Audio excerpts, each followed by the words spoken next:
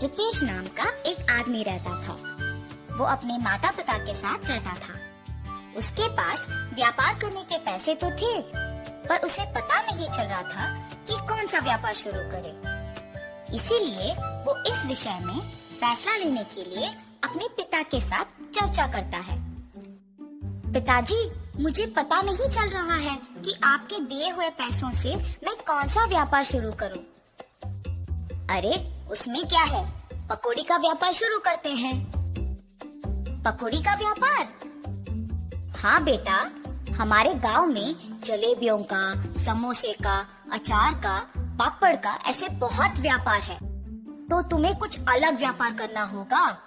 गांव में जो व्यापार नहीं है, अगर तुम करोगे तो अच्छा लाभ पाने का मौका होगा। सिर्फ सादा पकौड़ी कौन खरीदेगा पिताजी?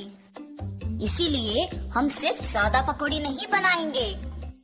तो फिर हम सादा पकौड़ी में साथ साथ चिकन पकौड़ी, फिश पकौड़ी, मिर्ची पकौड़ी, आलू पकौड़ी, प्याज के पकौड़ी, अंडे के पकौड़ी जैसे अलग अलग तरह के पकौड़ी बनाएंगे। ऐसे हमारा व्यापार को बहुत लाभ मिलेगा। रितेश को अपने पिताजी के बात सच लगे, परंतु मुझे इतने प्रकार के पकौड़ी बनाना नहीं आता है ना पिताजी। मुझे भी तो बनाना नहीं आता। हम खुद इन सब के विधि बनाएंगे और इसके लिए तुम्हारी माँ भी सहायता करेगी। ऐसे कहकर रितेश के पिताजी रितेश को प्रोत्साहित करते हैं। फैसले के अनुसार पकौड़ी को बनाने के सामग्री रितेश खरीद के रसोई घर में इकट्ठा कर रहा होता है कि उसके पिताजी पके हुए अंडों को 2 हिस्सों में काट रहे होते हैं और रितेश की माँ पकौड़ी के लिए बेसन का मिश्रण तैयार कर रही होती है। बनाए हुए मिश्रण को 6 अलग अलग बर्तन में बराबरी से रितेश की माँ डालती है।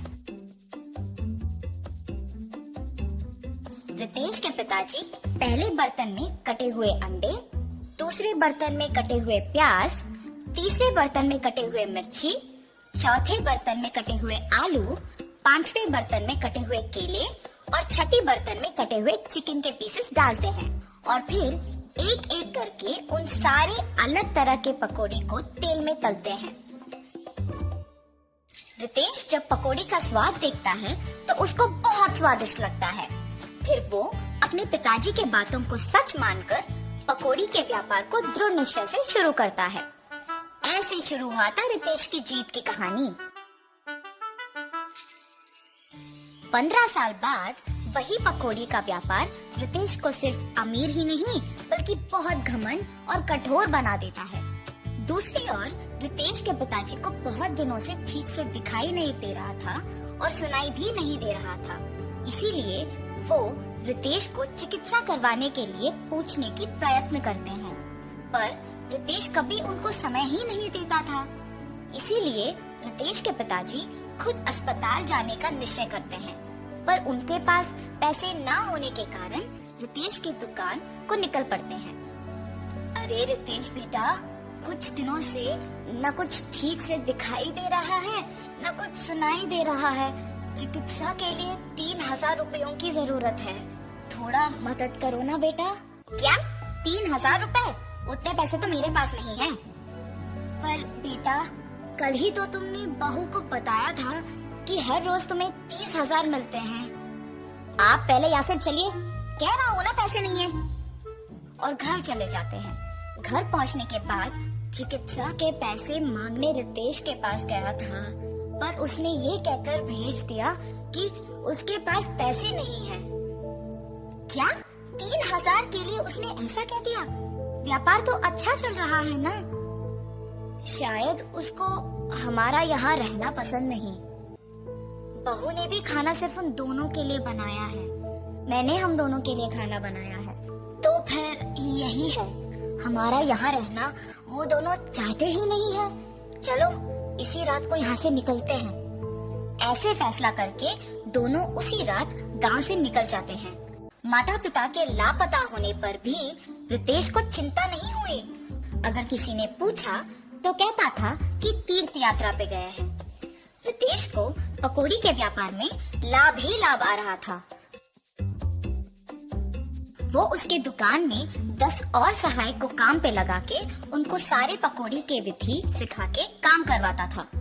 इसके अनुसार उसने पकौड़ी के दाम भी बढ़ा दिया था। मिर्ची पकौड़े 5 रुपए के 10 पीस, प्याज के पकौड़े 8 रुपए के 10 पीस, आलू के पकौड़े 10 रुपए के 10 पीस, अंडे के पकौड़े 15 रुपए के 10 पीस, चिकन के पकौड़े 20 रुपए के 10 पीस और मछली के पकौड़े 25 रुपए के 10 पीस। पकौड़ी का स्वादिष्ट होने पर लोग भी बहुत आते थे, जिसकी वजह से रितेश का दुकान हमेशा भीड़ से भरा और व्यस्त रहता था और दुकान का लाभ भी दुगना हो गया था।